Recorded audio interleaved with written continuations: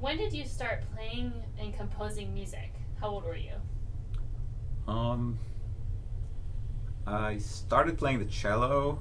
I think I was 9, and that's about when I started composing music. I wasn't able to actually write it down, but I would record it and experiment with different sounds and different. I had this like mono tape recorder that I would use. I had two of them. One was my brother's, so we would do some overdubbing and put together music that way. So and studying piano later, I would rarely actually play what was written by the composer.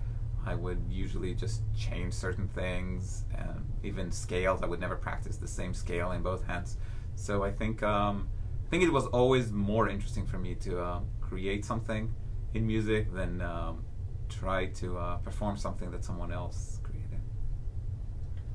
What is your favorite style of music to listen to? Oh wow. I don't know that I have one. I think good music. I think if it's good, then I like listening to it. The range of music I listen to goes back to very early music from the 13th and 14th century, sometimes even earlier than that.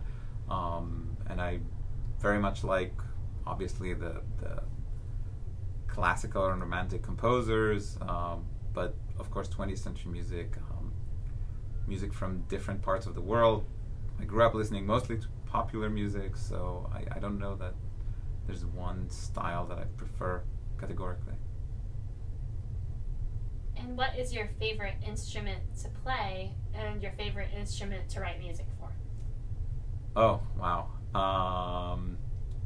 I really only play the piano well, so that's probably my favorite instrument to play. I think different instruments as a composer give you different types and levels of expression. So this piece has two percussionists, and I very much like to write for percussion because it's very varied and rhythmic, of course, exciting, has a lot of colors, but I wouldn't say that's my favorite instrument to. Those are my favorite instruments to write for, because other instruments, of course, have their own expressive advantages. So it's kind of hard to answer.